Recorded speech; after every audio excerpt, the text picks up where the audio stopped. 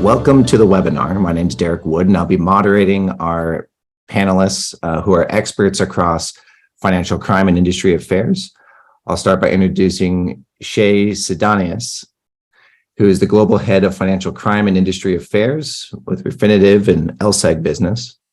And with us, we also have Dr. Shlomit Wagman, who is the Director General of the Israeli Money Laundering and Terror Financing Prohibition Authority, a financial regulator and law enforcement agency from 2016 to 2022, and acting Director General of the Israeli Privacy Protection Authority through 2021. She was the head of the Israeli delegation to the Financial Action Task Force, the Global Money Laundering Terrorism Financing Watchdog from 2016 to 2022, and also served as the co-chair of its operational working group, a member of the steering group, and was a nominee for presidency. And then we also have with us Ronen Cohen, who is the VP of Strategy and Regulatory at Duality Technologies. Today, we're going to be talking about fighting financial crimes. The big challenge with fighting financial crimes is really down to collaboration on sensitive data.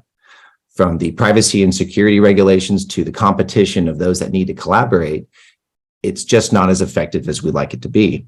So we're going to talk more about the different types of data that exist, where that resides and who owns it, the challenges that causes in trying to acquire that data and use it, and the collaboration therein.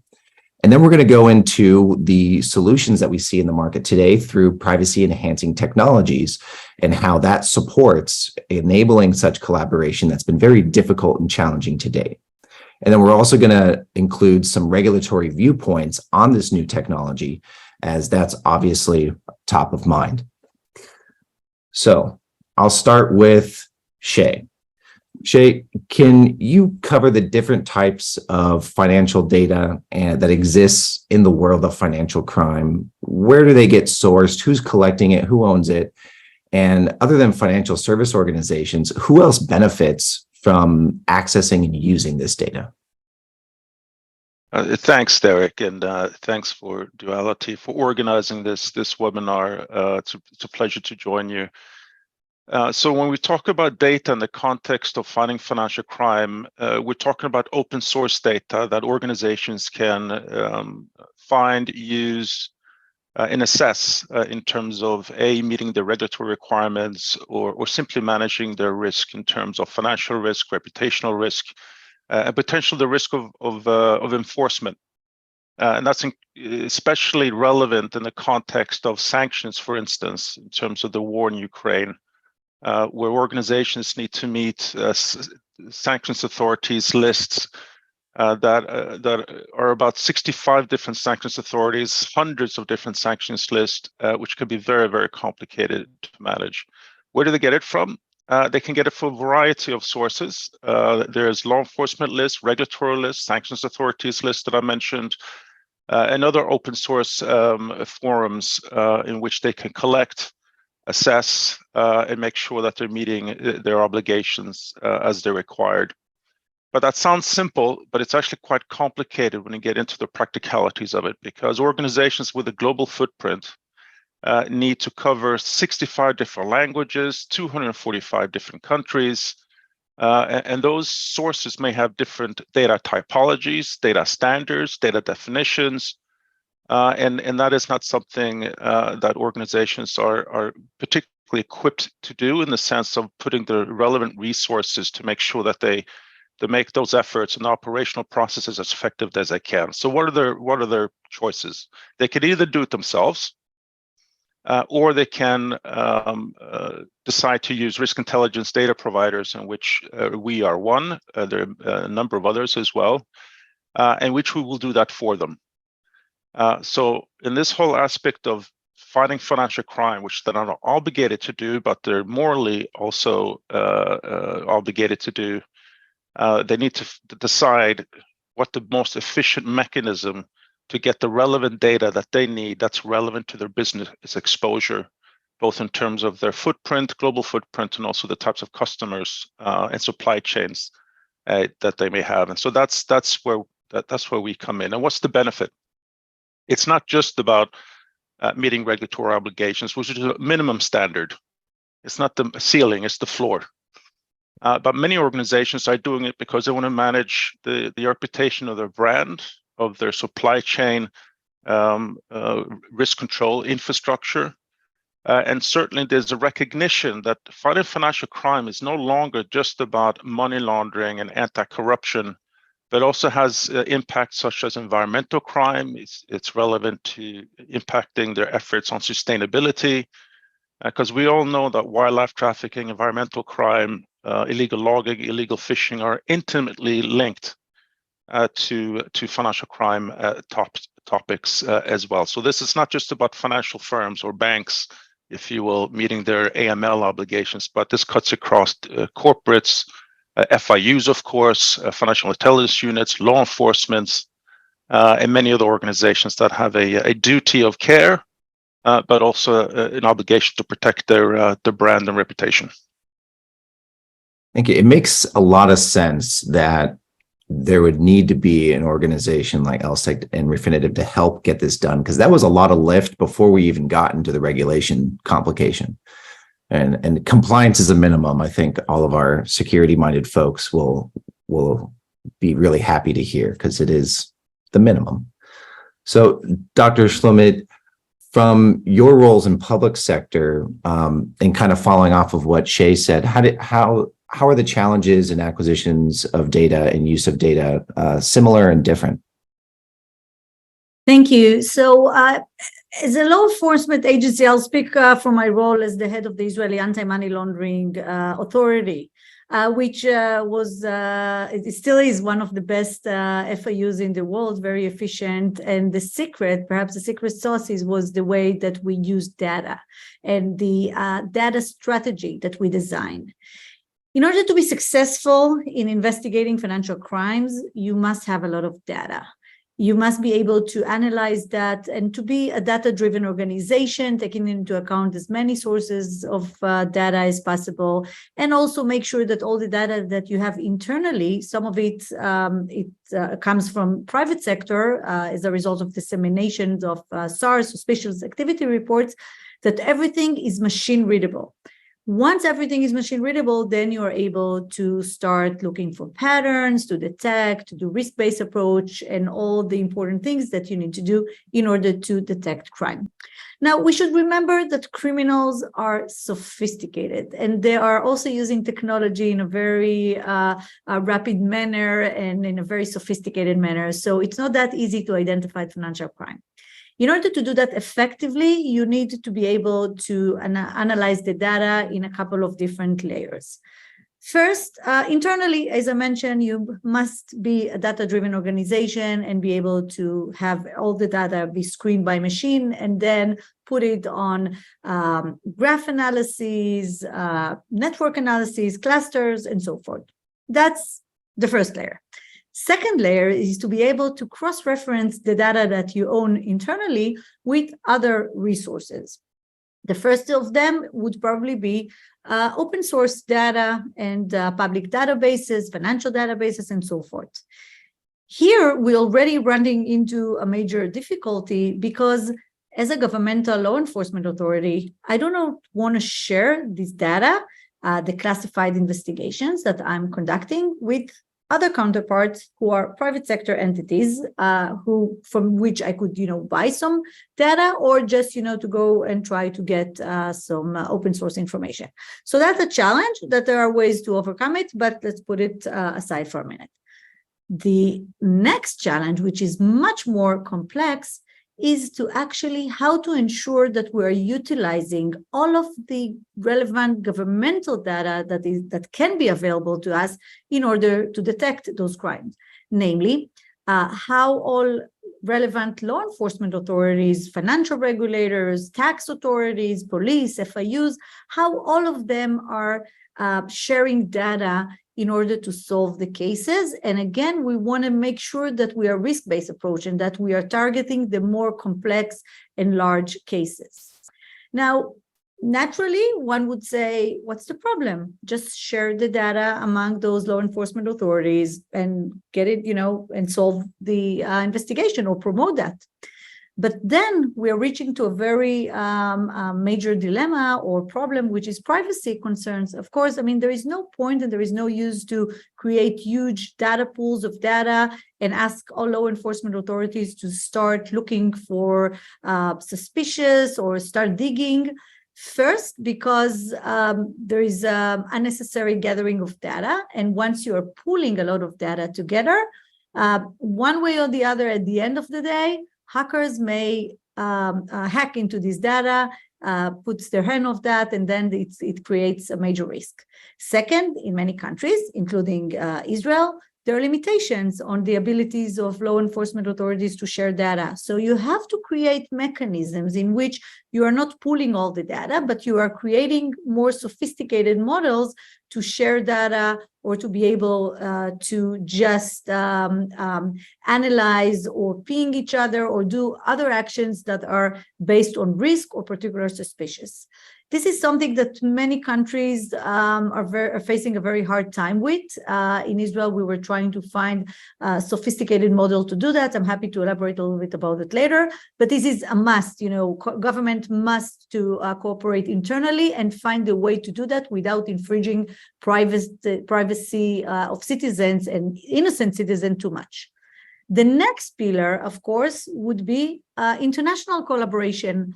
Financial crime is not limited to one jurisdiction, it's cross-border, and you have to collaborate with other jurisdictions. In order to do that, you must find a way to do that in the most secure way, and to make sure that on one hand, you are exchanging as much data as possible, but on the other hand, that you are not revealing too much, or that you are not sending out to another country or another law enforcement authority, international counterpart, too much information which is not needed. Over there is a lot of use of the Egmont mechanism, which gathers, for example, this is one of the mechanisms. There are many international mechanisms. Egmont is one of them. It gathers all FIU, Financial Intelligence Unit, and there is a secured way to transfer data. And there are other additional organizations like the Interpol, CARIN, and others. I can speak about the Egmont group, in which previously in the past, it was quite complex to transfer data. I cannot reveal why exactly, because this is confidential, but I can share that the Israeli FIU, my unit, was launching actually a project to improve those mechanisms and make sure that they are more data-driven and that the exchange of data is being conducted in a more advanced manner. Again, I'm sorry, I cannot reveal the way that is being done, but it's also not that easy to do that. Last but not least, you also have to ensure that you're using data from private sector that they are gathered. So first you have the dissemination, the suspicious activity report, which I mentioned earlier, that you have to make sure that you're utilizing in the most efficient way. But in addition to that, there are many collaborations that are very important internally within the private sector or public to private sector, when you want to exchange data, send and share information or methodologies or knowledge in order to promote your investigations. And here again, you have a lot of challenges on how to do that in a secured way. So at the end of the day, the best way to combat financial crime is through patterns analysis. And in order to do that, you must have a lot of data. Now, it's important to highlight that in all of the scenarios that I've just mentioned, you don't really need to know or have access to the data itself. It is enough to have an encrypted way or a signaling mechanism or certain privacy enhancing technologies that just can give you an indication about the existence of the data, and then to follow that with the proper procedures and legal procedures that you are allowed to do in order to initiate the investigation and find the most relevant areas to investigate. Because when you are seeing financial intelligence, it's a lot of data. It's very difficult to know where to put your focus on, and you have to ensure that you have the tools that will allow you to focus on the right aspects that are relevant. And in that way, you could actually be efficient and succeed in that. Very thorough. You brought up a point in hearing, first from Shay and just the sheer volume and challenge and where this data resides and whom you have to work with. And then going through the operations and the efficiency and the efficacy required of actually being able to make something happen with all that data, should you be able to get it. It reminds me of every good heist movie. There's a man watching the clock. He knows the response times. They kind of know generally what the response is going to look like. And that clock man is critical. He's always the leader of the heist. And, for our audience that maybe they're not so involved, you could look at the evolution of crime and crime prevention as the evolution of collaboration and technology and where that intersects. And it was a perfect segue into privacy enhancing technology, because Ronen, you are the technology and regulation expert on the call. How is technology shifting to make sure that not only we can do these things, but we can do them in an efficient way that meets the timeframes where it's still valuable? Yeah, that's a great question. I mean, I think at the end of the day, what Che and Shlomit are really talking about is, financial crime has a pretty obvious set of solutions, and that's access to data, doing analytics, and being able to collaborate, whether it's across organizations, the public sector, the private sector, and geographies. But that's very challenging from an OPSEC, operational security perspective, privacy perspective, regulatory, ensuring that, much less, in one country that the regulators agree and are harmonized, but looking across countries, how can you do this? And that's really where a technology approach is needed. And Shlomit actually mentioned this class of technologies called privacy enhancing technologies, which enable organizations to access and analyze data in a way that respects privacy, security, and regulatory concerns. There are different ways in which these types of technologies can be utilized. Some are decentralized, as Shlomit mentioned, being able to deploy analytics on decentralized data sets. You're not creating a honeypot there. You're protecting what it is that you're looking for in the data, so maintaining operational security, and also, maintaining, for example, data residency or data localization requirements. There are other collaboration modalities, which, for example, FATF has written about in their series of white papers in 2021, 2022, which have to do with taking different disparate data sets, linking them together in a privacy protected way, and analyzing them in aggregate. Basically, these technologies are there to address many of those challenges and those modalities that Shlomit talked about, collaborating across jurisdictions, across, for example, law enforcement agencies, or even, within a financial institution, but being able to collaborate across the jurisdictions or branches in which it operates. Collaborating across the public and private sector, that's incredibly important. The public sector gets all the SARs. How do they then initiate these analyses securely and know where they should focus? Because this is a big game of needle in a haystack. And then, of course, there's the open source intelligence, commercially or publicly available data that Che was talking about, which, while there, many organizations are challenged in actually accessing it because of disclosure concerns. Right? So these are, the set of challenges, and I think that Shlomit did a great job in kind of going through each one of them, that really can't be solved without a technological approach, because only through a technological approach can you make sure that every different party's concerns around privacy, security, IP, confidentiality, competition, whatever other word you can think of are addressed. Fantastic. There's a bit about the current mechanisms and processes that we use to share and handle privacy data. There's just a lot of individual steps for each piece of data you want to add to these arrangements. Does this technology put us into a position where we can just approve the stack that we're using to do this work, and then we can kind of streamline the rest of those arrangements? Is that where we're going? That's definitely the direction of travel. If you look at recent regulatory opinions, from the ICO, for example, or court decisions from the EU Court of Justice, they're looking at data, and they're looking to see, okay, to what level is it protected? Are you processing data or computing on data in a way that minimizes it or is proportional? And are you anonymizing data, or is it just pseudonymized? Because those different levels, those different legal definitions basically determine what data it is that you can touch and what you can do with it.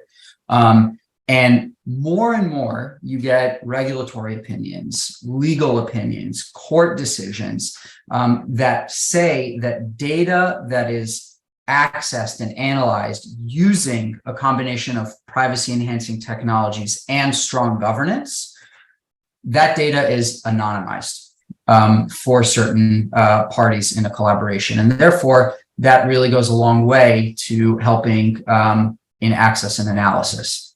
And you can see this pattern repeating itself. FATF, as I mentioned, released a white paper in 2022 encouraging the use of privacy enhancing technologies for these purposes. The ICO, which is the UK privacy regulator, recently released a case study on public-private collaboration, highlighting its importance and saying it can be done in a GDPR compliant way. If you look even as far back as something like 10 years ago, Canada's privacy regulator was already writing about privacy enhancing technologies and how they can be used in the fight against counter-terror financing and money laundering. So you see this pattern repeating itself around the world, and you actually are also starting to see practical collaborations come up. You can look to the Netherlands, you can look to Singapore, you can look to a few different efforts in the United States and in the UK. I think, Derek, going back to your question, the direction of travel is very much if you can show the regulator and you can get yourself comfortable with the fact that the data is protected, that your analytics are protected, that you are anonymizing data, and that you have the appropriate operational and technical governance around the access and analysis of data, it really opens up the world for you in terms of what you can do as a law enforcement agency, as an FIU, as a financial institution, and of course, even as a data provider, like Refinitiv, for example.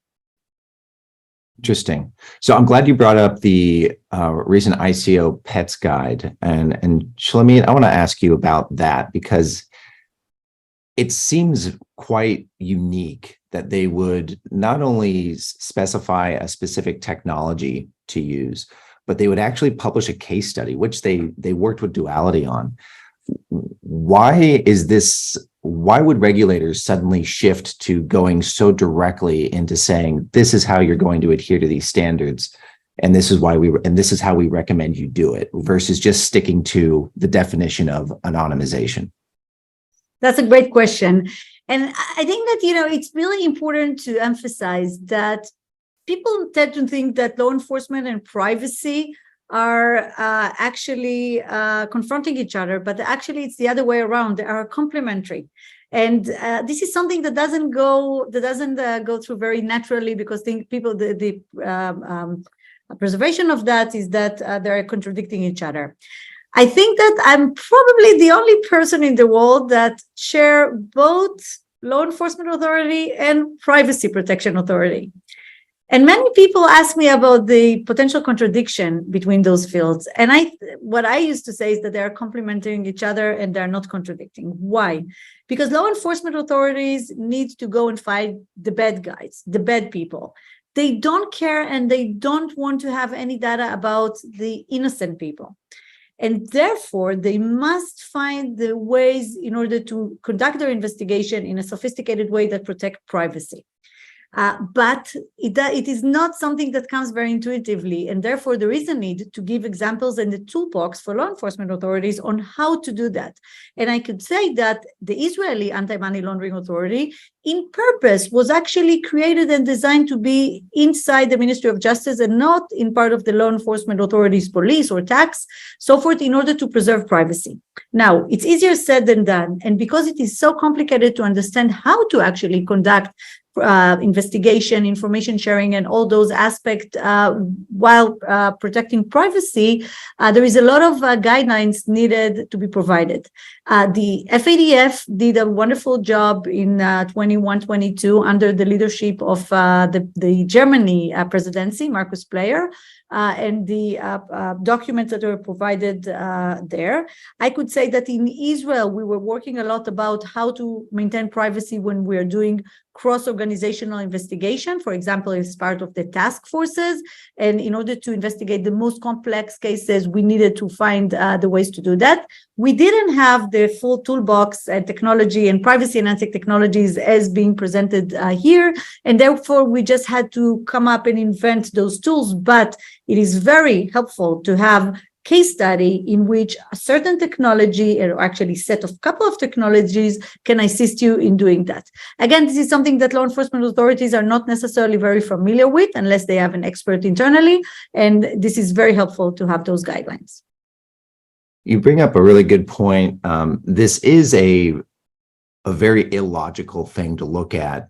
Anything that is under the umbrella of risk technology, right? Security, privacy, governance. Typically, these things are restrictive, right? Like you can't do these, you can't do this, you can't do that with this person or in that region. And what I see is, for the first time, if you've been on the risk side of the fence, you're now actually bringing to the table a way to do things that have never been possible. So we're actually looking at kind of a privacy-led growth option here with this new technology. And I wanted to ask Shay, you have been involved with, of course, Refinitiv and Duality. How are you all approaching this new set of technologies and working with your clients? Thanks for the question. And I think the speakers did a perfect job in terms of, where do we go from here? And just to touch on Shlomit's piece, we, for a number of years, of course, as a data provider, take data privacy incredibly seriously. And as of to date, the tension, or the perceived tension, I should say, between collaboration, information sharing, and at the same time protecting data privacy, we've been a bit of a theoretical stalemate, if you will. And I think the partnership with Duality and our own commitment is a very practical, solutions-driven approach to unlock that perceived issue. And I think that the statements from the Information Commissioner's officers in the UK, which is the UK Data Protection Authority, the EU's Court of Justice, and many others, is very positive in terms of not only condoning, but promoting privacy-enhanced technologies. And so we are committed to doing exactly that, because we have, our customers are not just the banks, but the FIUs and law enforcement and corporates. And we definitely see a need not only for the FIUs and the public sector to adopt the best in-class technologies to achieve their public stated goals, but also for the private sector, who themselves will be asked by the regulators, how do you find a practical solution around, on the one hand, promoting collaboration, information sharing, not even between organizations, but even within an organization in different jurisdictional footprints. And I think that the privacy-enhanced technology has really alleviated that perceived conflict, if you will, if I can put it that way, and actually find a very practical solution that the regulators now themselves are promoting. So we're excited. We've been involved in these issues for a number of years. We've been very strong promoters of public-private partnerships, in which we are involved in a number ourselves. And so I think that solutions like this will answer the question to our clients, to the industry, and to regulators. Well, how do you do the best piece in terms of ensuring that you're sharing information that's proportional, that's risk-based, and not being a broad brush in terms of creating data lakes that don't need to be there. So I applaud data privacy regulations, because it's afforded us all to think harder about how to achieve these two goals that are not conflicting, as Shlomit says, but in fact are complementary if done in the right way. And I think in the last few years, we've seen real steps, tangible steps, where technology, regulatory requirements really come together and find a solutions-based approach, which I think is quite exciting. Terrific. So just to sum up, we heard from all of you that we need a ton of data. We need efficiency in data ops so that we can get the insights in a timely fashion, before they're no longer useful. And we need to make sure that we're protecting innocence and avoid creating these honeypots. And it seems like this new class of technologies is leading us to resolving those major issues. And of course, if anyone's been a parent, as soon as you solve one issue, you have 10 more come up. But as far as the significance of addressing those different pieces, just being able to get the data, being able to use it, and still make sure that you're not creating any additional risk, like on the significance scale, like how would you rate that? I'll ask both of you. I'll start with you, Shay. So if the question is, where do we go from here, and finding a way to again find a practical solution around these issues, I'm incredibly positive, as I said, and you're right. The pockets of the need for data on the one hand, regulatory requirements on the other hand, and then data privacy on the third piece have lived in their own pockets, and I think that this ability to combine those three of them. Because data is the new oil, as we all know. Just like it's a strategic asset. So who accesses it, who uses it, commercializes it, and who owns it is an absolutely a critical issue. And I think that the privacy enhancing technologies and other solutions, I'm sure, that will come are a great way to meet the requirements and the obligations and the needs of the market, and also the responsibility of all of us. We're all not just companies, but we're also individuals who have information out there, and other companies have information on us. So I think that this issue is here to stay, and it's not just driven by GDPR. And I have to give the European Commission and many others, the EU's General Data Protection Regulation, some credit here, because it's forced the issue. And many other countries are now also adopting a GDPR type of regulation. So I think that this will be a solution that is not just solve a problem within a region, but is scalable and also can be adopted globally. Wonderful. And Shlomit, you mentioned earlier that you didn't have this technology option in the past. From your perspective, how does this accelerate the entire effort individually with the organizations you've worked in, but just globally as we work towards doing better at preventing and mitigating financial crimes? Like, is this a major accelerant to how we can actually work forward to these goals? Definitely. I mean, as an organization that was able to benefit from putting together a lot of data while preserving privacy, I think that the Israeli case is quite unique because the leadership was very attentive to that. In Israel, we managed to crack down major organized crime and terrorism network, while doing all the restrictions on our ability to actually access the data, and did that. It was self-enforcement on ourselves.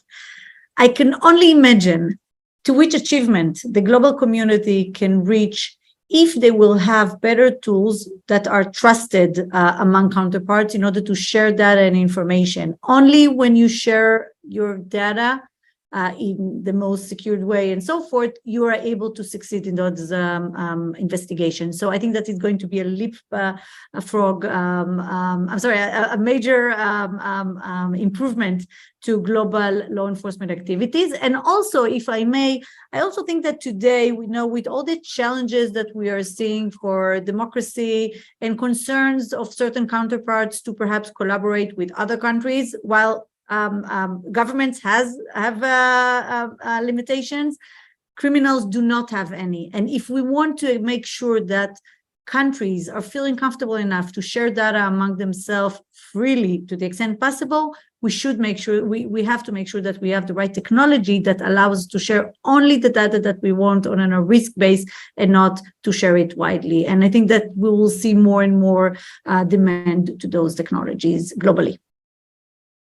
And I love that you brought up trust, because obviously zero trust is a framework and an ideal. And then we have technologies like this that put us in a position to not just say we're going to limit what we trust, but we actually know. We can show that there is no access to the data. You only get to run what you're allowed to run. And I think that was a huge point you made.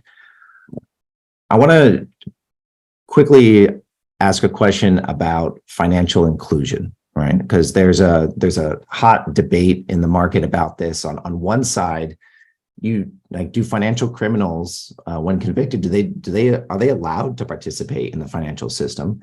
And on some would say no. But on the other part, you would say, what's the impact of ostracizing large populations of people? If you're going to push people out of these kind of critical systems to participate in society, will they ever come back and be trustworthy?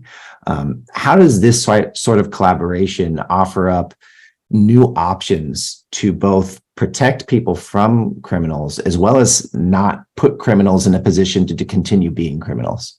And Shay, I'll start with you on that.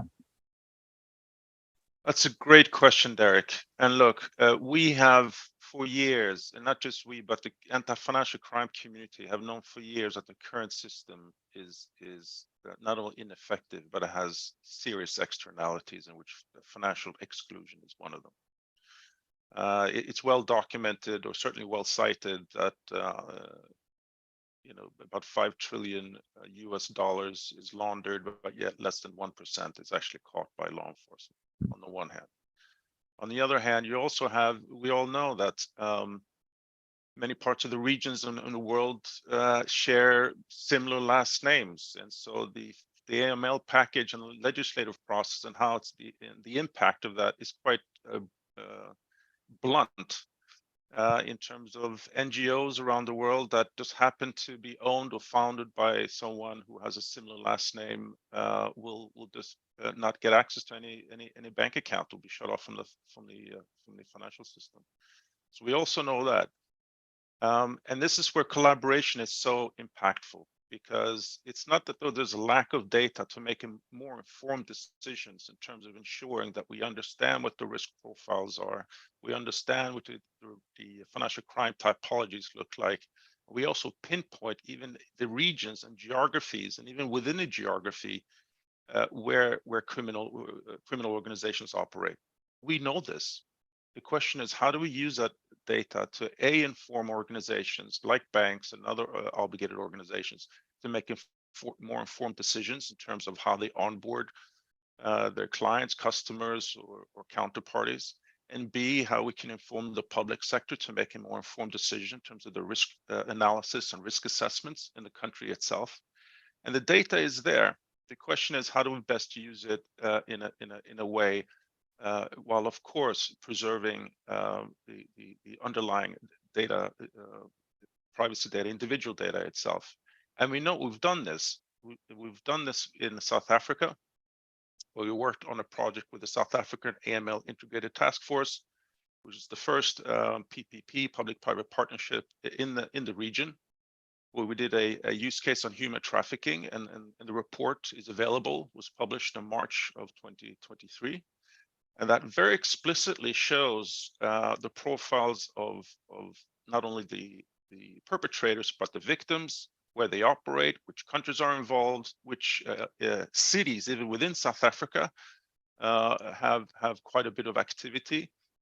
And so this gets to the point, to your question, Derek, in terms of how we use data in a more effective way, while at the same time trying to minimize financial inclusion. And this, of course, will come up in a headline way with a discussion around politically exposed persons that will be revisited, not just here in the UK where I'm based, but in Europe and many other places. But of course, these are influential people who are deemed to have influence, which they are then defined as PEPs in broad terms. But this issue in terms of financial exclusion, of course, impacts lots of other people who are not PEPs. And I think that this is an issue that we should certainly turn our attention to. And I think collaboration, and at the same time having solutions-driven approaches that meet the tests of both data analysis, collaboration, and cooperation, information sharing, but at the same time that we do so in a proportionate and appropriate way. Very interesting. You bring up that you said that the data exists, and that's not the problem. And this seems to be rather agnostic. And like, no matter what industry you're talking about, organizations, public-private, are facing, these data deserts because it's not about that they don't know where the data is, it's that they can't get to it or they can't use it efficiently. And there just seems to be so many problems that can be addressed with this combination of technology that enables the collaboration that's been holding us back.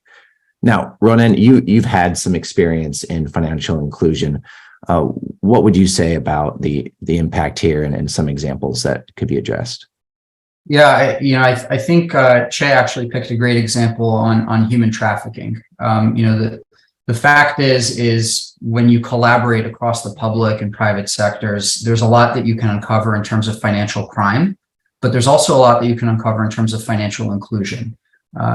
Victims of human trafficking are, obviously go through untold horrors.